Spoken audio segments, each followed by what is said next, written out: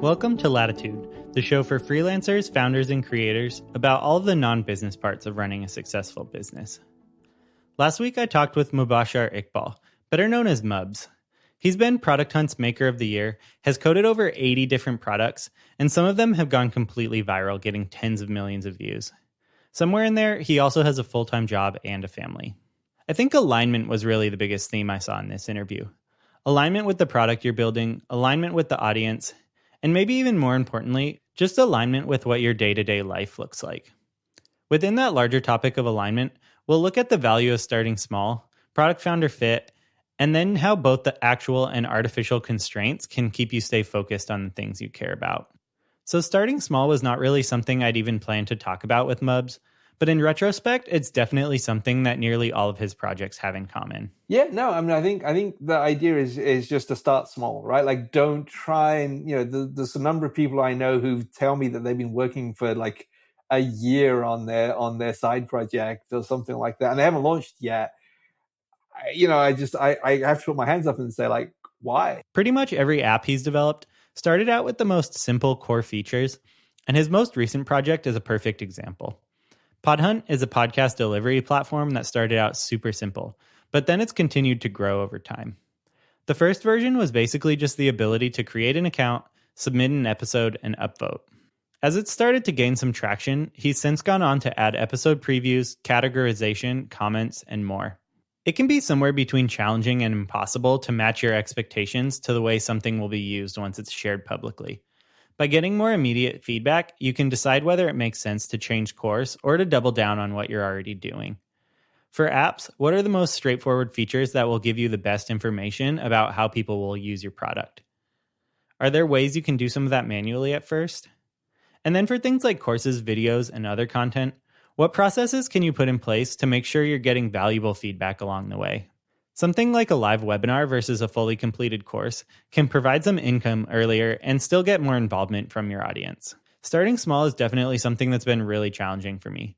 I have a tendency to think about things for a long time and then create them mostly in silence and then share them once they're fully formed.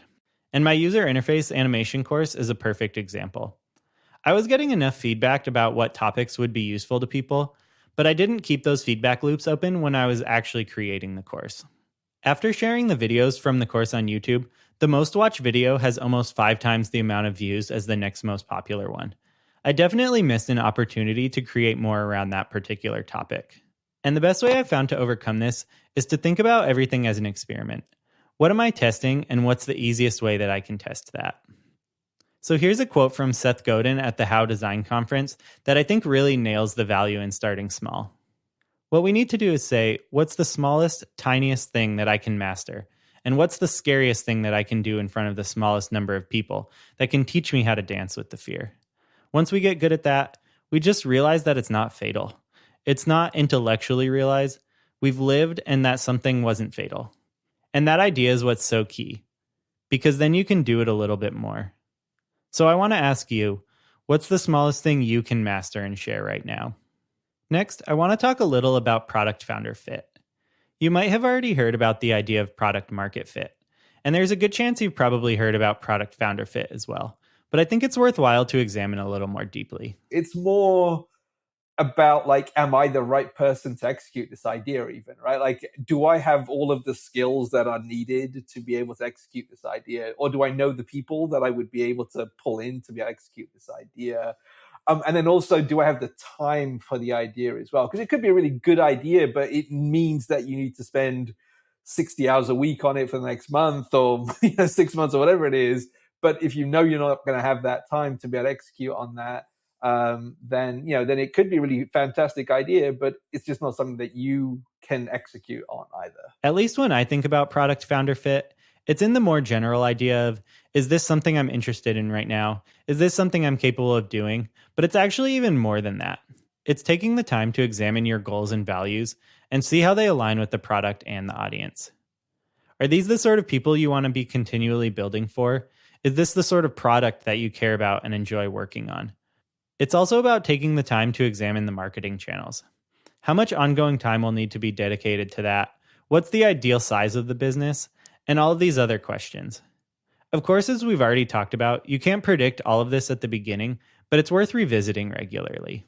Especially if you have a full-time job or lots of other responsibilities, finding the energy and motivation to work on something new can be really hard.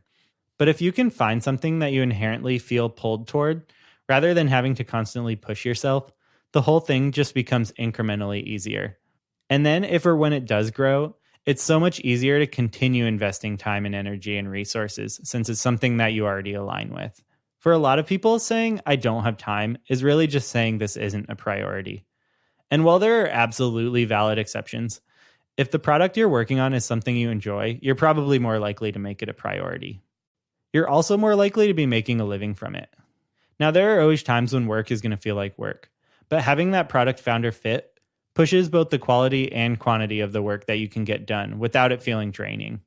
So your challenge from this section: think about the ways you're already aligned with the work you're doing.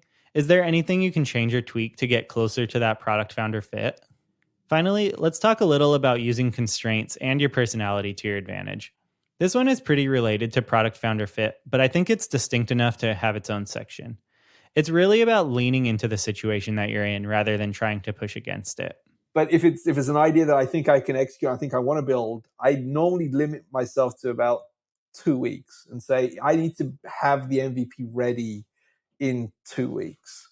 And I think it just goes back to what you said. It's like, well, what's the most important things that I need to build in those 2 weeks? Even if it takes me a little bit longer, I know I've already pinned down, well, this is the core set of features that I know I need to build. And if it takes me 3 weeks, okay, it takes me 3 weeks, that's fine. In the actual interview, we talk about this mostly in the context of time.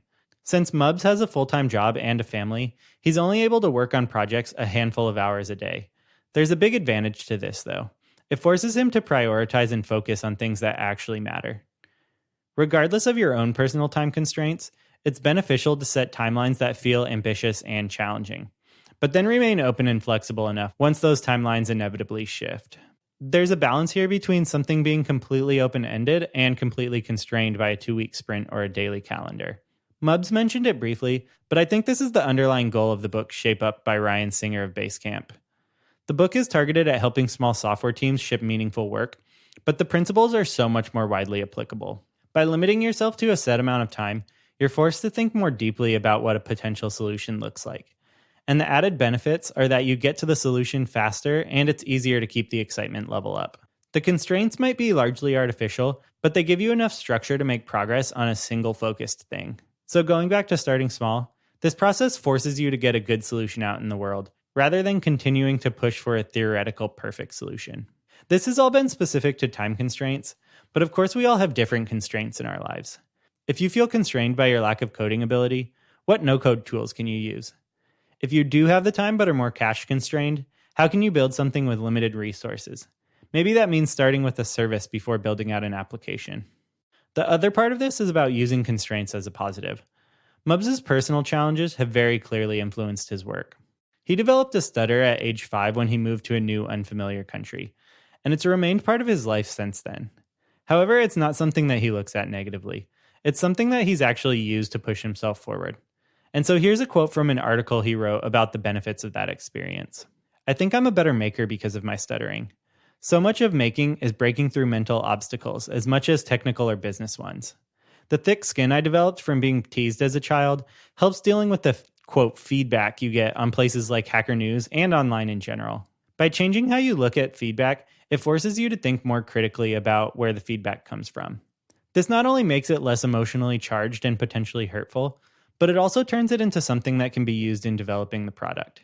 It gives you a better sense of why someone is saying something, rather than just what they're saying. Similarly, his introversion has turned into one of his most effective marketing channels. Mubs has turned making into his own version of marketing. Rather than trying to put out regular content, articles, or videos, he shares the progress that he's making on each project. By building in the open, he's able to focus more on the actual making process that he enjoys and less on traditional marketing. And this side project marketing can be done by anyone. What are the assets or output of the work you're already doing? How can you frame that in a way that other people will find valuable? So to wrap it up, here's the big alignment question I'll leave you with. What's the smallest action you can take today to move towards better product founder fit? Whether you're a founder or not, this question gets at the deeper goal of this podcast, finding ways to align your work with your life. Think about ways that your experience, background, personality, and constraints can inform your work. Before we wrap things up, I want to take just a second to talk about Podia. Podia provides all of the tools you need for online courses, downloads, and memberships. But more importantly, they believe in and support people creating those things. Podia really enables people like us to do the work we love. I'm a longtime Podia user, and I've been an advocate of theirs from well before they sponsored the show. My Podia course has directly led to thousands of email subscribers and 5 figures in revenue. Whether you're an expert developer or creating your first ever digital product, Podia makes it fast and easy to create something that not only looks good, but converts well too. Creating something out of nothing is hard, but Podia makes creation a little bit easier. And they're offering a lifetime discount of 15% to listeners of the Latitude podcast. To get your discount or just learn a bit more, go to podia.com/latitude, or there's a link in the show notes. Next time, I'll be chatting with Anne-Laure Lecoumphe. She was previously a marketing lead at Google and has since gone on to write a book about branding for indie makers and create her own business around wellness, culture, and creativity. I really enjoyed this interview, and it's a little different from some of the others I've published so far. Rather than talking about a more broad range of topics, we go really in depth into the concept of mind framing. This is a personal growth framework which she created through her work as an entrepreneur and neuroscience student. If you're interested in that conversation or other conversations with entrepreneurs, product people, freelancers, and creators, hit subscribe to get the upcoming interviews and these actionable breakdowns of the interviews. This is also the part of the show where I'm supposed to ask you to rate and review the podcast. But rather than that, I want you to send a tweet, message, email, or carrier pigeon to a friend about the one thing you learned and how you'll apply it to your business this week. You can also send your takeaway or any feedback about the podcast directly to me on Twitter at Zavzen. That's Zavzen. Links and more are in the show notes at createlatitude.com/podcast. And I just want to remind you that you already have the tools you need to create a little more latitude in your day, your business, and your life.